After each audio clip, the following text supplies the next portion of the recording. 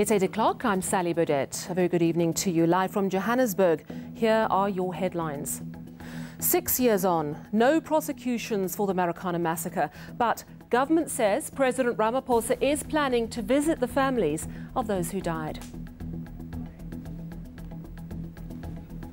In spring, some justice for the 5 children who were tortured by their own father and neglected by their mother for 10 years. I've been so many places in my life and time.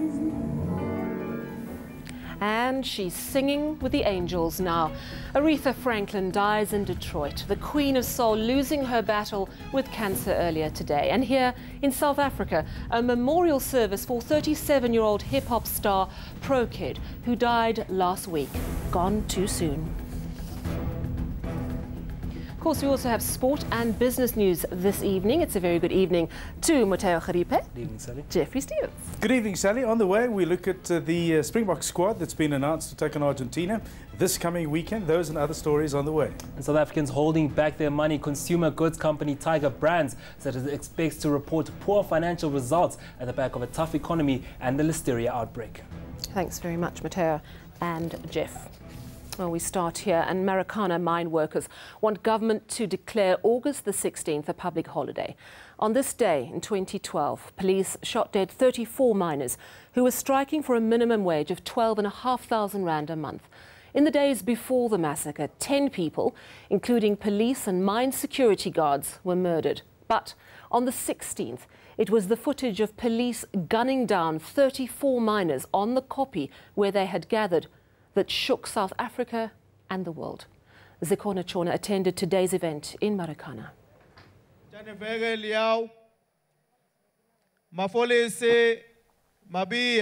One by one, their names read out.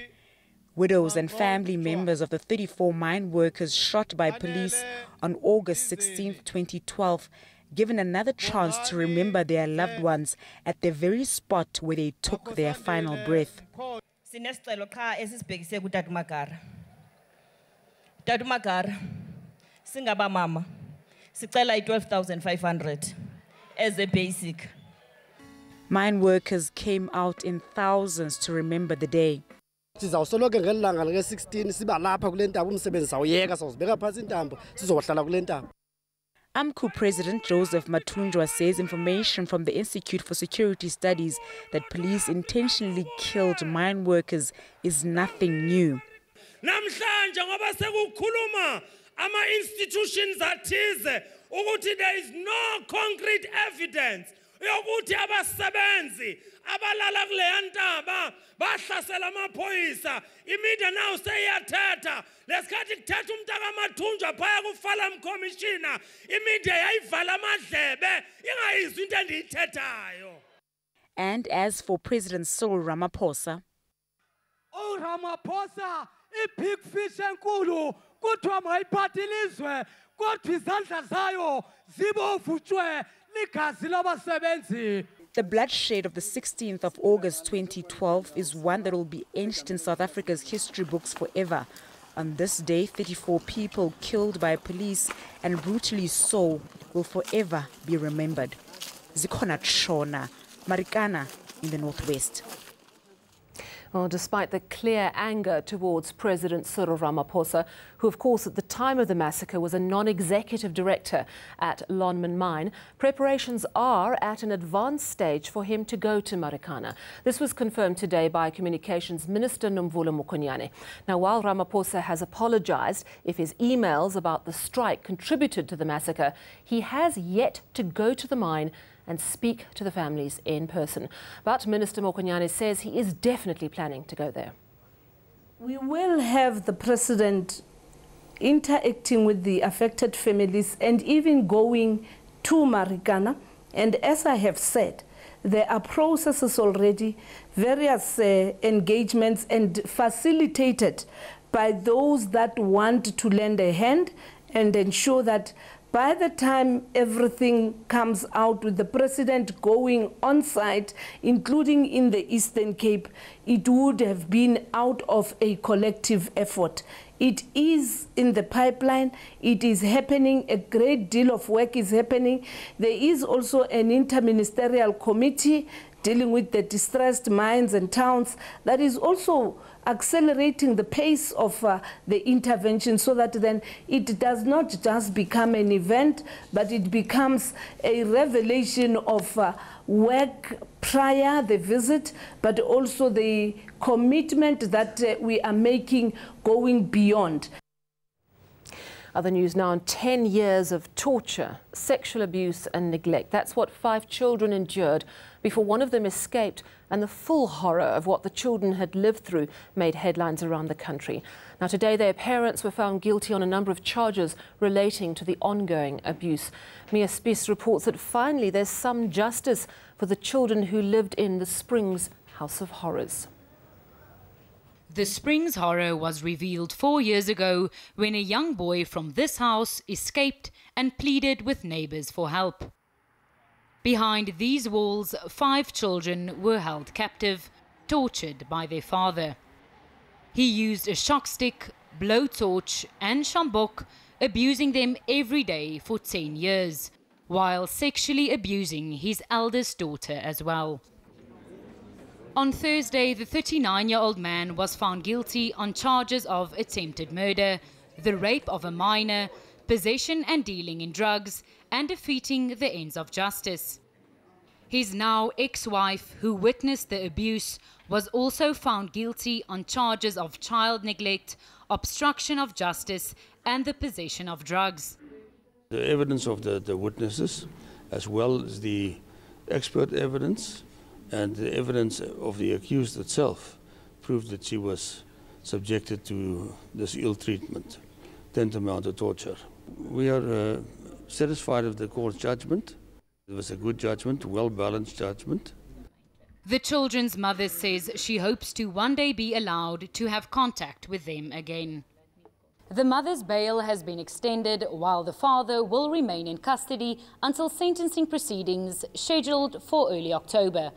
Mia Spies, Pretoria.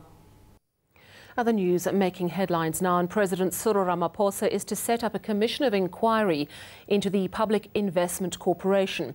PIC CEO Dan Machila has been embroiled in a scandal accused of misusing funds. The inquiry will review the PIC's governance and operating model and how it decides where to invest the pension money of government workers. Transnet is serving CEO Siyabonga Gama with a suspension notice. He and 2 other senior officials have until Monday to give reasons why they should not be suspended. They're accused of unlawful conduct relating to Transnet's procurement of more than 1,000 locomotives. The Hawks also investigating that deal. And in Port Elizabeth, Teflon Trollop has done it again. The latest bid to oust Nelson Mandela Bay Mayor Athol Trollop has been postponed. The opposition coalition failed to agree on a number of issues. It's the 4th motion against Trollop this year. Still ahead on eNews, rest in peace, Aretha, and locally, the South African music industry pays homage to hip-hop veteran Linda Prokid Mkhize. And of course, money news up next with Mateo. Well, the JSE back in positive territory, but the rand still weak as investors still shy away from the local currency.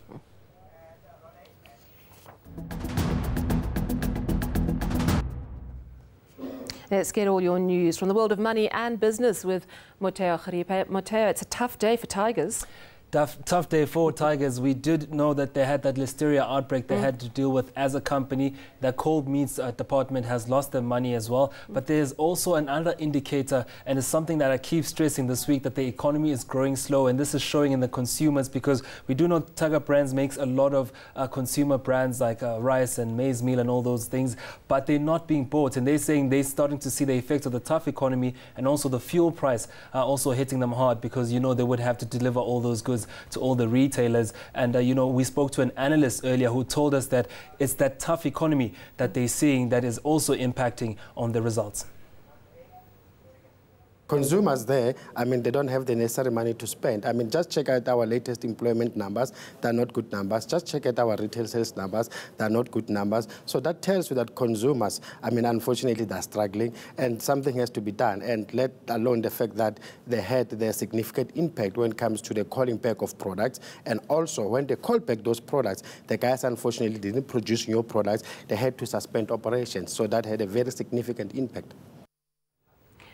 The more I speak to you and the more I listen to you, the more we're getting a bigger and bigger picture of a very worrying trend in terms of our economy. How are the markets today? Any better news? Much better news. We came through with Standard Bank. They had results as well. They saw profit go up 5%. That had a great impact on financials. Financials up more than 2%. And that triggered the market to go into positive territory today with the all share up more than 1.5%. And industrials also strong as Naspers, that was down yesterday, came back as well today.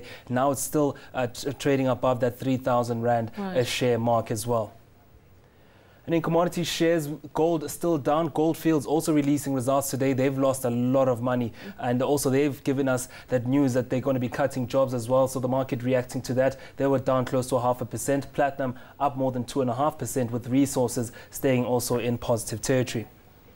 And in commodity prices, the currency prices, in terms of the rand still battling to get back to a better position as investors shy away from our emerging market currencies at 14.74 Rand against the greenback. It's at 16.75 Rand against the euro. Much worse against the pounds at 18.73 Rand. So if you're traveling, it's a bit of a problem.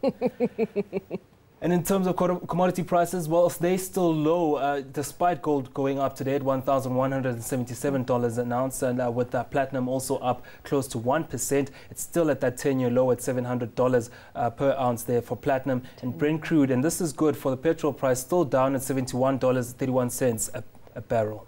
So 10-year low for platinum price. That is pretty intense, but better news on much better on the market today. Thank you very much, Mateo Gripe, for that business update. Well, now, of course, it's a very sad day for the world of music. The woman who taught us how to spell and own respect has died.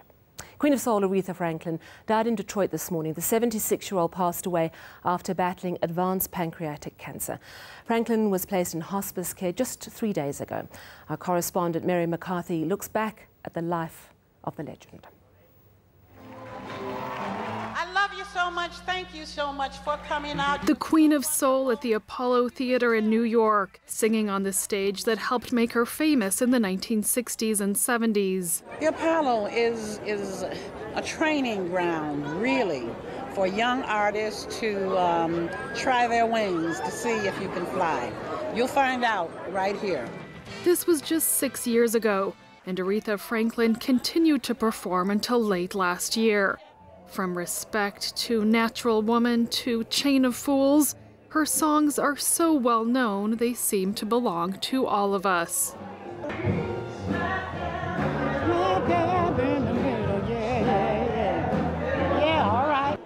Franklin's list of accomplishments and awards is endless. She's won 18 Grammys, has sold over 75 million records worldwide, and had a whopping 73 top 100 Billboard hits.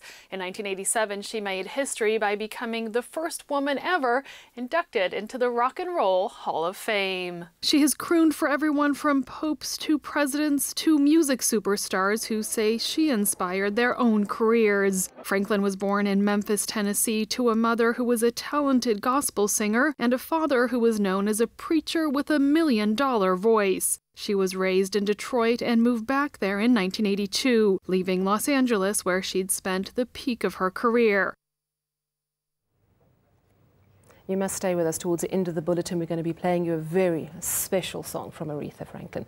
Of course, it's a very sad day in the South African music industry as well. Hip-hop sensation Linda Mkize was remembered at a memorial today. The 37-year-old died last week after he suffered internal bleeding. Musician friends joined family members in celebrating Kid's life at a memorial held in Newtown, Johannesburg earlier. Kid's peers in the music industry say he inspired them Stem was a pioneer and a lyrical genius who never ran out of punchlines. The hip-hop star will be laid to rest in the Heroes Acre at Johannesburg's West Park Cemetery on Sunday. Let's recap your top story this evening. And 6 years on, no prosecutions for the Marikana massacre. But government says President Ramaphosa is planning to visit the families of those who died. The music world lost a great woman today. Aretha Franklin died at the age of 76 this morning in Detroit. For over 50 years, her beautiful voice moved us, inspired us, made us dance, made us cry.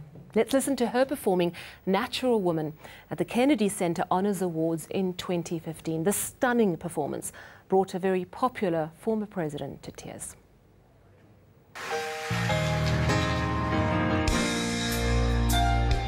Looking out on the morning rain, I used to feel so inspired.